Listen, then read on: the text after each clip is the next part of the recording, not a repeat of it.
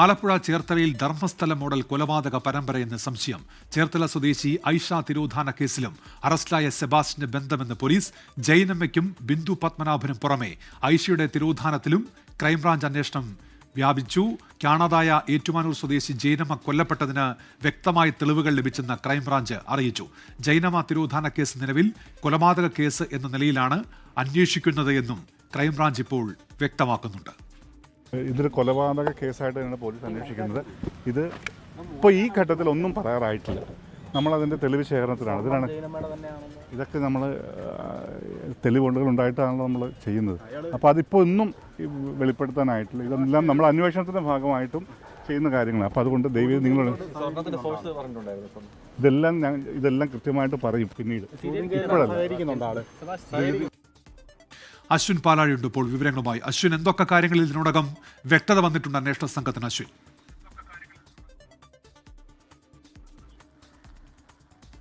ഉന്മേഷ, ഇപ്പോൾ പ്രധാനമായും ക്രൈംബ്രാഞ്ച് സംഘത്തിന് വ്യക്തമായിരിക്കുന്നത് ഒരു കാര്യമാണ്. അത് ഈ ജൈനമ്മ കോട്ടയത്ത് നിന്ന് 2024 ഡിസംബർ 23 കാണാതായ ജൈനമ്മ കൊല്ലപ്പെട്ടു എന്നുള്ള കാര്യത്തിൽ ഏറെക്കുറെ സ്ഥിരീകരണമായിട്ടുണ്ട്. അത് ഇന്നലെ ഈ കേസിലെ പ്രധാന പ്രതിയായ സെബാസ്റ്റിനെ കസ്റ്റഡിയിൽ ലഭിച്ച ശേഷം നടത്തിയ ചോദ്യം ചെയ്യലിലാണ് ഇന്നലെ രാത്രിയോടെ ഇത് സ്ഥിരീകരിക്കുന്ന ചില നിർണായക വിവരങ്ങൾ അന്വേഷണ സംഘത്തിന് സെബാസ്റ്റ്യൻ നൽകിയത്.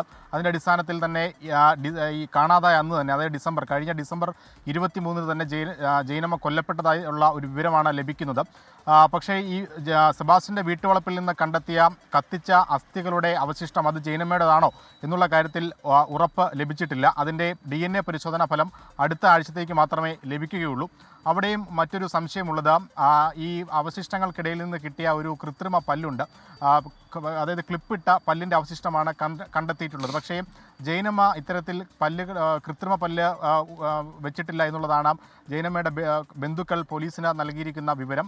അങ്ങനെ ക്ലിപ്പിട്ട കൃത്രിമ പല്ല് ഉള്ളത് അത് ചേർത്തലയിൽ നിന്ന് തന്നെ കഴിഞ്ഞ 2012 കാണാതായിട്ടുള്ള ഐഷ എന്ന ചേർത്തല സ്വദേശിനിക്കാണ്. അതുകൊണ്ട് തന്നെ ഐഷയുടെ തിരോധാന കേസും ഇപ്പോൾ സെബാസ്റ്റിനുമായി ബന്ധപ്പെട്ട് അന്വേഷണം നടന്നുകൊണ്ടിരിക്കുകയാണ്. സെബാസ്റ്റിനുമായി ഐഷയ്ക്ക് ബന്ധമുണ്ടായിരുന്നു എന്നുള്ളതിൻ്റെ കൃത്യമായ തെളിവുകൾ അത് അന്വേഷണ സംഘത്തിന് ലഭിച്ചിട്ടുണ്ട്. അതുമായി ബന്ധപ്പെട്ട മൊഴികളും ലഭിച്ചിട്ടുണ്ട്. എന്തായാലും നിലവിലിപ്പോൾ 3 തിരോധാന കേസുകൾ, അതുമായി ബന്ധപ്പെട്ട് സെബാസ്റ്റിന് കൃത്യമായ പങ്കുണ്ട് എന്നുള്ളതാണ് ലഭിക്കുന്ന വിവരം. ഒപ്പം സമീപ വർഷങ്ങളിൽ 2009 ശേഷം ചേർത്തല സമീപ പ്രദേശങ്ങളിൽ നടക്കം കാണാതായ എല്ലാ സ്ത്രീകളുടെയും കണക്ക് പോലീസ് ശേഖരിച്ചിട്ടുണ്ട്. അതിൽ ഈ സെബാസ്റ്റിന് ബന്ധമുണ്ടോ എന്നുള്ളതും അന്വേഷിക്കുന്നുണ്ട്. ഒപ്പം വീട്ടിൽ നാളെ പരിശോധന ഉണ്ടാവും എന്നുള്ളതാണ് ലഭിക്കുന്ന വിവരം. കൂടുതൽ അസ്ഥികൾ എവിടെയെങ്കിലും കുഴിച്ചിട്ടുണ്ടോ, മൃതശരീര അവശിഷ്ടങ്ങൾ എവിടെയെങ്കിലും ഉണ്ടോ എന്നുള്ളതാണ് പരിശോധിക്കുന്നത്. എന്തായാലും ഇത് ഒരു സാധാരണ തിരോധാന കേസിനപ്പുറത്തേക്ക് ധർമ്മസ്ഥലയൊക്കെ പോലെ വലിയ ആഴമുള്ള, വലിയ വ്യാപ്തിയുള്ള ഒരു ഗുരുതര കുറ്റകൃത്യമായി മാറുന്ന കാഴ്ചകളാണ് സമീപ ദിവസങ്ങളിൽ നമ്മൾ കാണുന്നത്. ഉന്മേഷ്, അശ്വിൻ, ഇപ്പോൾ ഈ 3 സ്ത്രീകളുടെയും കാര്യമുണ്ടല്ലോ, ഇവരെ ഈ സെബാസ്റ്റ്യനുമായി ബന്ധിപ്പിക്കുന്ന ഘടകം എന്താണ്? അതിൽ പോലീസിന്റെ അന്വേഷണത്തിൽ വ്യക്തത വന്നിട്ടുണ്ടോ?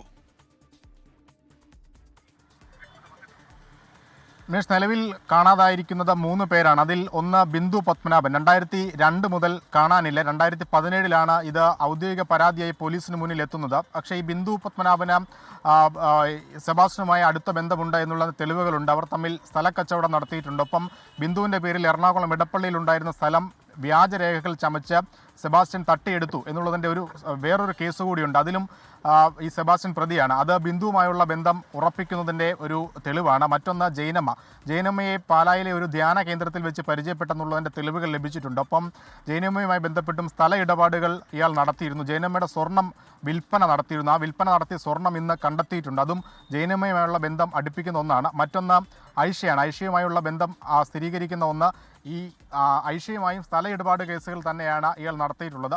ഐഷയുടെ പക്കൽ നിന്നും പണം തട്ടിയെടുത്തു എന്നുള്ള വിവരവും അന്വേഷണ സംഘത്തിനുണ്ട്. ഏറ്റവും പ്രധാനമായി ഈ സ്ത്രീകളുമായി അടുപ്പം സ്ഥാപിച്ച അവരുടെ സ്വത്ത് തട്ടിയെടുക്കുന്ന ഒരു സ്വഭാവമാണ് ഈ സെബാസ്റ്റ്യൻ ഉണ്ടായിരുന്നത് എന്നുള്ളതാണ് നിലവിൽ ഇതുവരെയുള്ള വിവരങ്ങളുടെ അടിസ്ഥാനത്തിൽ ലഭിച്ചിരിക്കുന്ന വിവരം അന്വേഷണ സംഘത്തിന്.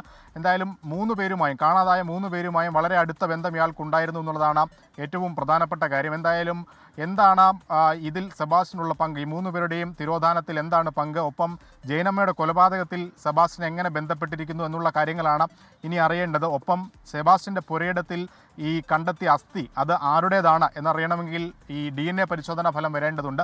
അതടക്കം ഇപ്പോഴും ദുരൂഹത നിറഞ്ഞ ഒരു കേസായി, വിവിധ കേസുകളായത് ഇപ്പോഴും കിടക്കുകയാണ്. അതിൽ എന്തെങ്കിലും ഒരു വ്യക്തത വരണമെങ്കിൽ അടുത്ത ബുധനാഴ്ചയോടുകൂടി വരുന്ന ഈ DNA പരിശോധനാ ഫലം പുറത്തു വരേണ്ടതുണ്ട് ഉന്മേഷ്. ഈ സ്വകാര്യ ധനകാര്യ സ്ഥാപനത്തിൽ ഉൾപ്പെടെ തെളിവെടുപ്പുണ്ടായിരുന്നല്ലോ, അപ്പോൾ അതിന്റെ വിവരങ്ങൾ എന്താണ് അശ്വിൻ? ഇന്നിപ്പോൾ ചേർത്തലയിലുള്ള 2 സ്വകാര്യ സ്ഥാപനങ്ങളിൽ ഒന്ന് ഒരു സ്വർണ്ണക്കടയാണ്, ചെറിയ സ്വർണ്ണക്കടയാണ്. പൂനെ സ്വദേശി 30 വർഷമായി ചേർത്തലയിൽ നടത്തുന്ന സ്വർണ്ണക്കടയാണ്. ആ സ്വർണ്ണക്കടയുടെ ഉടമയുമായി സെബാസ്റ്റിന് ബന്ധമുണ്ടായിരുന്നു. അത് തെളിയിക്കുന്ന ചില വിവരങ്ങൾ ലഭിച്ചിട്ടുണ്ട്. ഇയാളൊരു സ്ഥലക്കച്ചവടത്തിന് ഇടനില നിൽക്കുന്ന ആളാണ്, ബ്രോക്കറായി പ്രവർത്തിക്കുന്ന ആളായിരുന്നു സെബാസ്റ്റ്യൻ. അതുകൊണ്ട് ആ പ്രദേശത്ത് നിരവധി ആധാരം എഴുത്ത് സ്ഥാപനങ്ങളുണ്ട്, അവിടെയൊക്കെ നിരന്തരം സന്ദർശനം നടത്തുന്ന ആളായിരുന്നു. അങ്ങനെയാണ് ഈ ജൈനമ്മയിൽ നിന്ന് തട്ടിയെടുത്ത സ്വർണം ഈ സ്ഥാപനത്തിൽ വെങ്കടേശ്വര ജ്വല്ലറി എന്ന സ്ഥാപനത്തിൽ അദ്ദേഹം, അതായത് ഈ സെബാസ്റ്റ്യൻ വിൽപ്പന നടത്തുന്നത്. ഏകദേശം 25 ഗ്രാമോളമുണ്ട്. ആ സ്വർണം ഇന്ന് കണ്ടെത്തിയിട്ടുണ്ട്. അത് ഉരുക്കിയ നിലയിലായിരുന്നു. അത് പോലീസ് ക്രൈംബ്രാഞ്ച് കസ്റ്റഡിയിലെടുത്തിട്ടുമുണ്ട്. മറ്റൊന്ന് ഒരു സ്വകാര്യ ബാങ്കിംഗ് സ്ഥാപനമാണ്. ആ ബാങ്കിൽ ജൈനമ്മയുടെ തന്നെ സ്വർണം പണയം വെച്ചതായി. ഏതായാലും ഇപ്പോൾ ചില കാര്യങ്ങളിൽ വ്യക്തത വന്നിട്ടുണ്ട്. പക്ഷെ അപ്പോഴും പോലീസിന് ഇനിയും ഉത്തരം കിട്ടാത്ത ചോദ്യങ്ങളുണ്ട്. അന്വേഷണം അക്കാര്യങ്ങളിൽ പുരോഗമിക്കുകയാണ്.